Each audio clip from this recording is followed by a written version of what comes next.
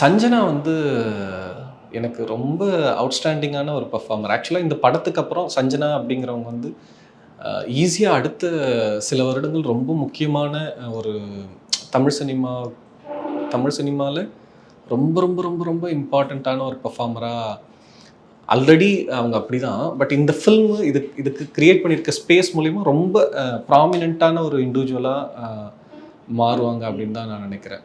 நிறைய ரெக்கக்னிஷன் அவங்களுக்கு கிடைக்கும். அந்த படத்தில் அந்த கேரக்டரும் அதை இவங்க கேரி பண்ண விதமும் ரொம்ப எக்ஸப்ஷனலான ஒரு இது.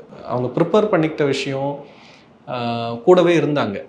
நான் ஒர்க் ஷாப் பண்ணியிருந்தோம். ஒர்க் ஷாப்பில் கூடவே இருந்தாங்க. அதே மாதிரி இந்த கேரக்டர்ஸு யாருன்ட்டு ஒரிஜினலாக நான் சில இந்த மாதிரியான பிஹேவியரோட இருக்கணும்னு சொல்லிட்டு நான் என்னை சுற்றி இருக்க ஃபேமிலி சைட்லேயும் வேறு சிலரையும் கூப்பிட்டு போய் நேராகவே காமிச்சேன். கூடவே உட்காந்து பார்த்து கவனித்து அதுக்கப்புறம் அவங்க போர்ஷனோட இதை மட்டும் தனியாக ஒரு பவுண்ட் கொடுத்துட்டேன்.